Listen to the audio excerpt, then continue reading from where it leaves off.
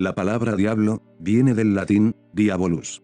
Alrededor del año 300, el controvertido y cuestionable cristiano primitivo Eusebio de Cesarea se lo atribuyó al teólogo Tertuliano, un siglo antes. El término diablo llegó a ser traducido como calumniador, mentiroso.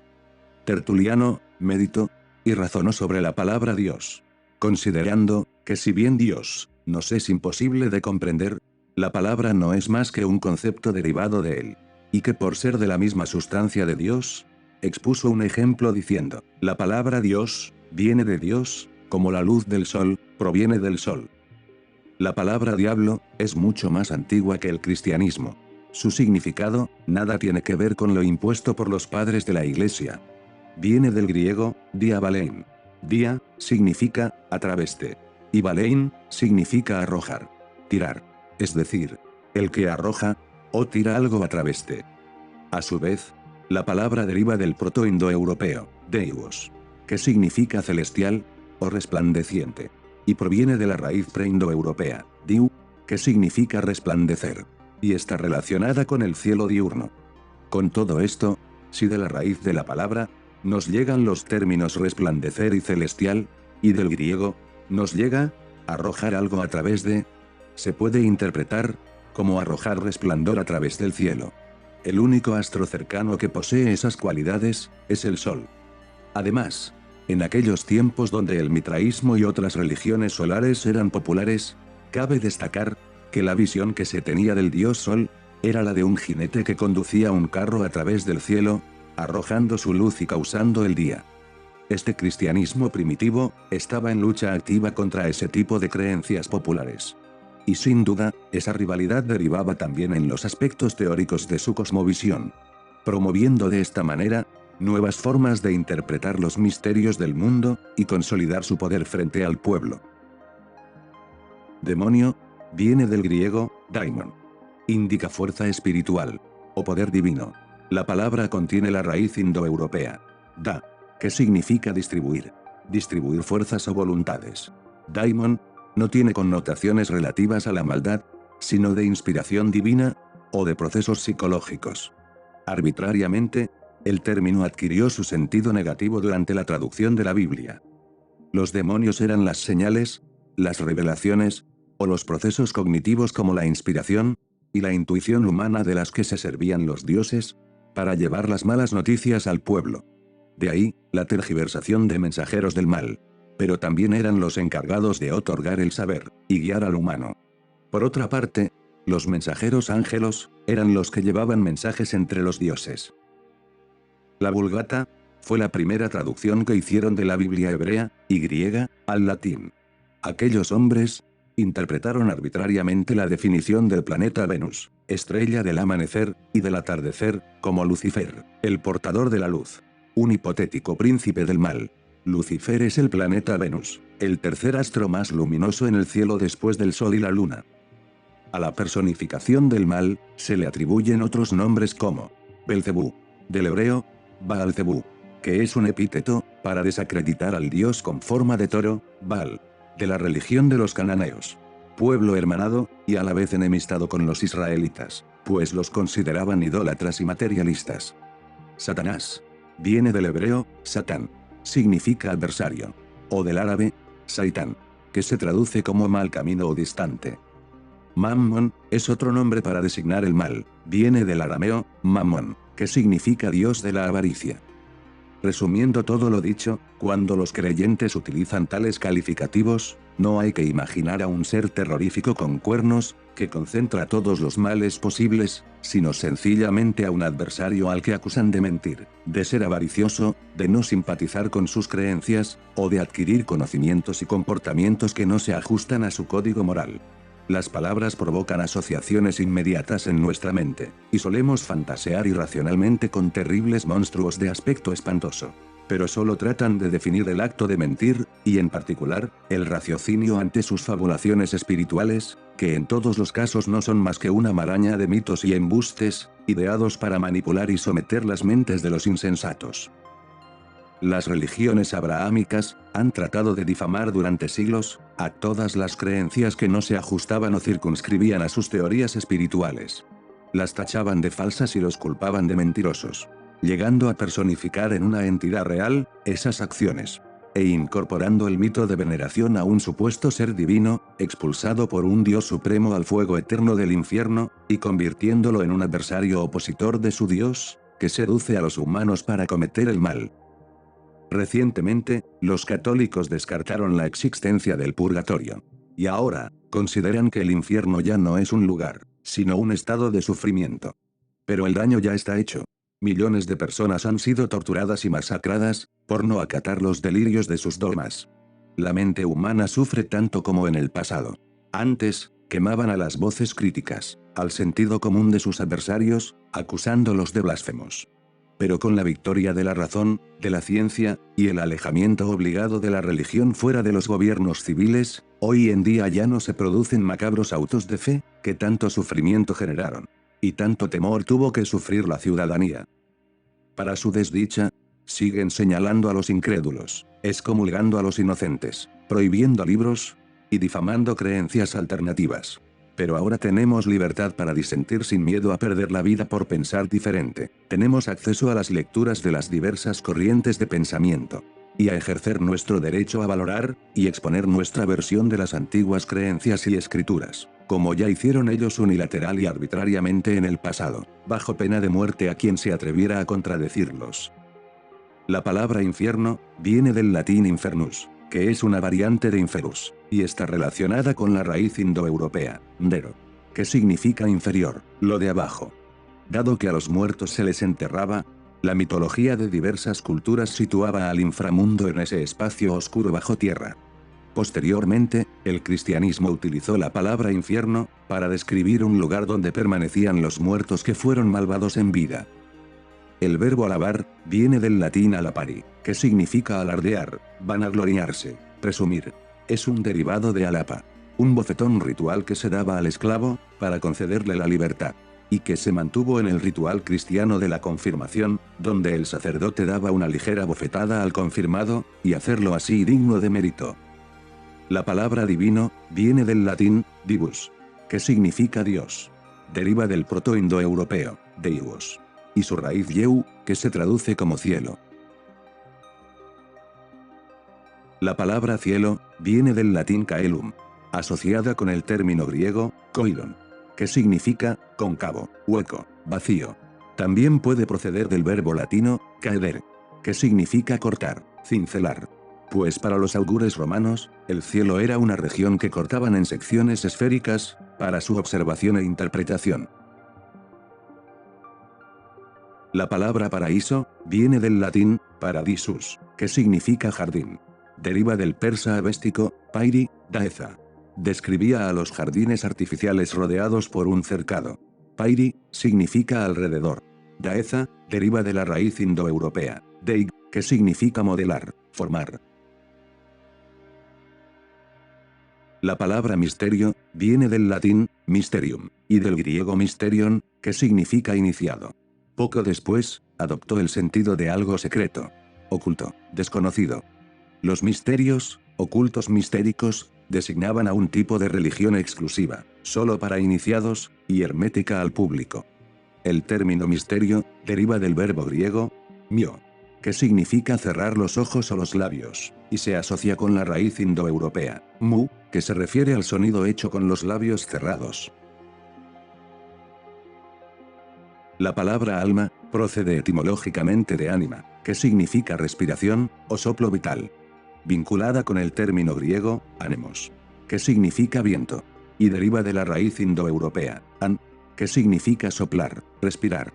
De ahí, que denominemos como animal, a una vida evidente, e inanimado, a una piedra. El ánima, designa a una entidad inmaterial que rige el cuerpo. Y el animus, es una expresión del estado del ánima.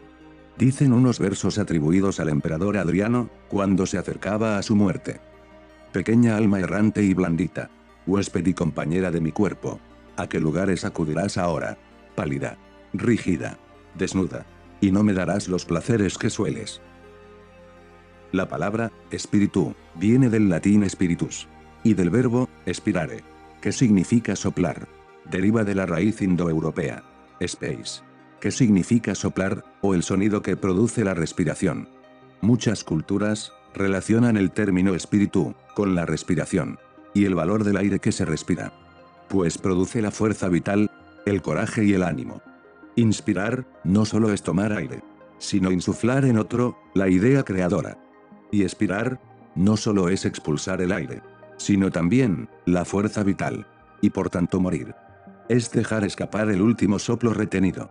De ahí que se siga llamando espíritu al vapor sutil y aromático que desprenden los vinos, licores y perfumes.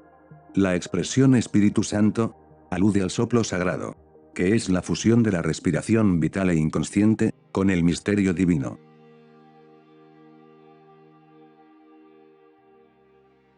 La palabra adorar viene del latín adorare, donde ad significa a o hacia, y orare significa orar, es decir, a orar, hacia la oración. Honrar y amar a una persona o sus virtudes, como si fuera una divinidad. Podría ser también una contracción de ad deus, orare, a Dios orar. Como curiosidad, el prefijo or es compartido con el sustantivo oro, que es el metal y el color relativo al sol. Los egipcios creían que el oro eran rayos de sol caídos en la tierra, la carne del dios sol. Ofrecer oro a un recién nacido equivalía a divinizarlo. El verbo dorar viene del latín deurare, hacer de oro. Como curiosidad, parece una contracción de deus orare, orar a Dios. Tiene sentido asociar las palabras orar, oro y dorado con el sol. La palabra abadía nos llega del latín abatia, deriva del griego abas y del arameo abba, que significa padre. El día de la semana, domingo, proviene del latín dominico, que significa Señor, y de la locución Dominicus dies, Día del Señor.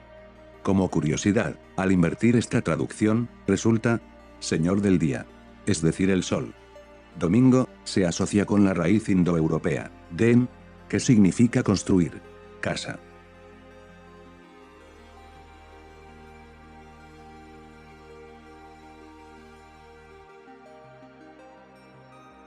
El emperador Constantino declaró que el día del sol fuera de reposo, prohibiendo los servicios oficiales, pero permitiendo los trabajos del campo. En inglés, se mantuvo su traducción originaria, Sunday, día del sol. Providencia viene del latín providentia, es decir, la prevención que conduce al logro de un fin, o la disposición que se toma ante una situación crítica para remediar el daño que pueda resultar de ella. Es decir, cuidado o previsión ante el misterio.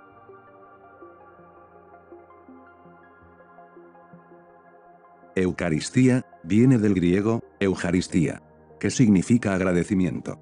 Es un rito cristiano en el que se consume pan y vino. Esto representa a los alimentos sólidos y líquidos, que son obtenidos por la acción directa del sol, y que al ser consumidos, se participa activamente en el ofrecimiento del astro. Los antiguos egipcios afirmaban que cuando un difunto era declarado Ma'eru, es decir, justificado por el tribunal de los muertos, lograba la vida eterna, sin sufrir ni hambre ni sed, porque se alimentará de pan de eternidad y cerveza de eternidad. La palabra Pascua viene del latín pasa, que deriva del griego pasca, y del hebreo pesaj, que significa el paso, o el salto. La celebración judía que conmemora su supuesto salto hacia la liberación de Egipto. En realidad, se celebra el salto del invierno hacia la primavera, y que los días son cada vez más largos. Entre 4 o 5 meses lunares después del solsticio de invierno. El renacimiento del sol comienza en diciembre, crece notablemente en primavera, y culmina en verano. La palabra santo viene del latín sanctus. Sanctio significa ley, decreto. Comparte raíz con sacer, que significa sagrado, y con el verbo sancire, que significa consagrar. Estos términos derivan del protoindoeuropeo sac, que significa santificar, es decir, algo o alguien que satisface todas las reglas para que pueda ser venerado, e interceder entre los humanos y los dioses. El problema de estas reglas es que son impuestas por el ser humano. Por lo tanto, proclamar a una persona como santo no es más que un acto humano, en base a un reglamento inventado. El término beato viene del latín beatus, que significa colmado de bienes, feliz. Beatificar a alguien, es solamente proclamar que fue una persona enriquecedora, hacedora de felicidad. Es obvio, admitir que se puede ser beato sin pertenecer a una iglesia, y que su reconocimiento no demuestra singularidad. Canónico, viene del latín canonicus. Se traduce como regular, o conforme a las reglas. Canónico, es un término relativo a los libros que han sido aceptados y autorizados por la Iglesia. Sin embargo, consideran al resto de escritos y creencias alternativas, como prohibidas y difamatorias. La tolerancia no parece ser una virtud que pongan en práctica. Apócrifo, viene del griego, apo, que significa alejar, privar de, y criptos, que significa ocultar. Es decir, apócrifo, se traduce como ocultar lejos, hacer desaparecer. Hace referencia a los escritos que la Iglesia no reconoce, o no autoriza a ser leídos. Durante siglos, los traductores cristianos ocultaron cientos de escritos, y cambiaron el significado del término apócrifo, para que se interpretara como falso. El criterio, llevado a cabo, para la selección de decenas de evangelios, fue a conveniencia de la Iglesia, buscando de esta manera, un mínimo de errores, y contradicciones, en torno a la figura de Cristo, para que no levantaran sospechas de fraude en contra de sus dogmas. Todos los evangelios son apócrifos, ya que no existen garantías absolutas acerca de quién los escribió, y si lo que se escribe en ellos aconteció realmente. Hostia, es un término cristiano que designa a la hoja de pan ácimo consumido en los rituales. Pero es un término anterior al cristianismo, que hacía referencia a la persona, o animal que se ofrecía en sacrificio, para aplacar la ira de los dioses. El término víctima, sin embargo, era la palabra que designaba la misma ofrenda, pero en agradecimiento a los favores recibidos de los dioses. La hostia, estaba destinada para pequeños animales como palomas y corderos. Y la víctima, para animales grandes como toros y caballos. En esta modalidad de sacrificios, se incluían a seres humanos.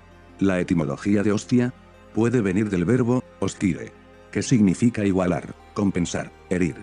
Y de hostis, que se traduce como enemigo, o extranjero. Estos términos pertenecían al léxico religioso romano, y fueron adoptados por el cristianismo con carácter simbólico. En la actualidad, el término víctima ha perdido su sentido religioso. Hereje, viene del latín, hereticus, y del griego, airesis, o airéticos, que significa libre de elegir. Desgraciadamente, los creyentes fanáticos, y las mentes analfabetas, suelen determinar arbitrariamente quiénes son herejes, y considerarlos como enemigos de sus ilusorias convicciones.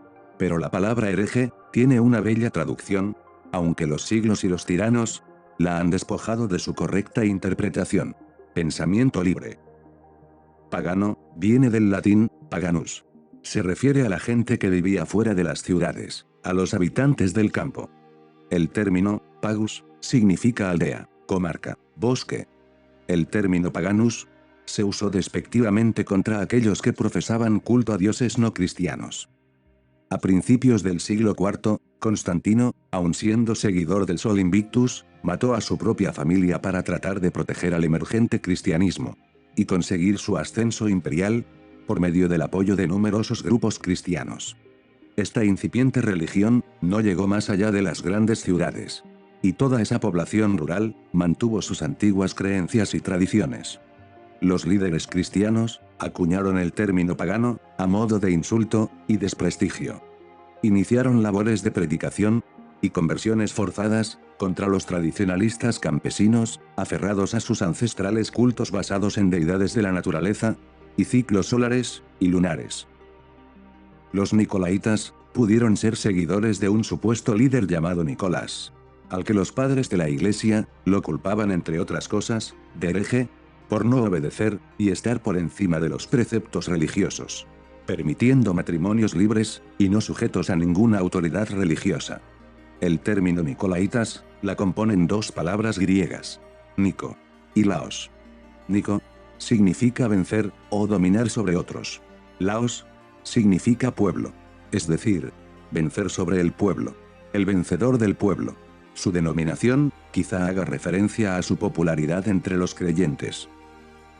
De la denominación, nicolaitas, laitas, comparte raíz con la palabra laico, que viene del latín, laicus, y del griego, laicos, que significa popular. Laos significa pueblo. Iko significa relativo a, es decir, relativo o perteneciente al pueblo. Y es el opuesto de clérigo, que viene del griego cléricos, compuesta por cleros, que significa herencia, fortuna. Y el sufijo, iko, que significa relativo a, es decir, relativo a heredar fortuna o privilegios. Recordemos que durante siglos, los clérigos eran los únicos encargados de transcribir y manejar todos los conocimientos, manteniendo al pueblo en la ignorancia, y heredando arbitrariamente tierras, fortunas, y autoridad. Milagro, viene del latín, miraculum. Se compone del verbo mirari, que significa mirar, contemplar, y culum, que significa medio, o instrumento. Por lo tanto, se puede traducir como el hecho de percatarse de algo, por medio de la vista. En aquellos tiempos, cuando advertían un milagro, no se referían a las improbables apariciones de seres ficticios atribuidos a una deidad, sino a sucesos fácilmente observables, pero considerados irracionalmente milagrosos, por la falta de respuestas, como los eclipses, los cometas o los tránsitos de los planetas. La palabra Dios procede del latín, Deus. Deriva de la raíz indoeuropea, dieu, que significa luz del día, y de deivos, que significa brillo, resplandor. La palabra Zeus tiene el mismo origen etimológico. Se le invocaba como padre, en indoeuropeo, Pitar, o Peter, es decir, Júpiter, padre luz, dios del cielo, de los fenómenos atmosféricos como el rayo y el relámpago. En el Imperio Romano Oriental, se hablaba griego, y denominaban al ser supremo, Teos. Procede de la raíz indoeuropea, des, expresión de conceptos sagrados. Extracto del diálogo entre Hermógenes y Sócrates. Es justo comenzar por los dioses, y examinar por qué han recibido sus nombres. Por mi parte sospecho, que parece que los primeros hombres, tuvieron solo por dioses, precisamente a los mismos que la mayoría de los bárbaros tiene todavía, al sol, la luna, la tierra, los astros, y al cielo. Como veían siempre a todos estos, en movimiento y a la carrera, les pusieron el nombre de dioses, a partir de dicha naturaleza de correr. Posteriormente, cuando descubrieron a todos los demás, siguieron llamándoles con este nombre. Otro origen del concepto de un Dios supremo, aparece 7 siglos antes de Abraham. Anterior al reinado del faraón Amenofis. 2500 años antes del cristianismo, en los textos de las pirámides.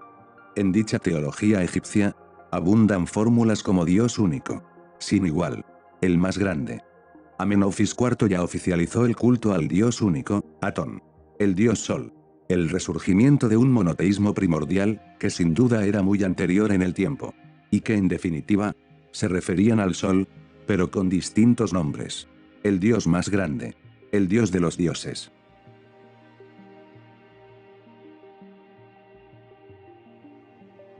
El pueblo americano nahuatl utilizaba el término teotl, que implica las ideas esenciales de devenir, movimiento y cambio.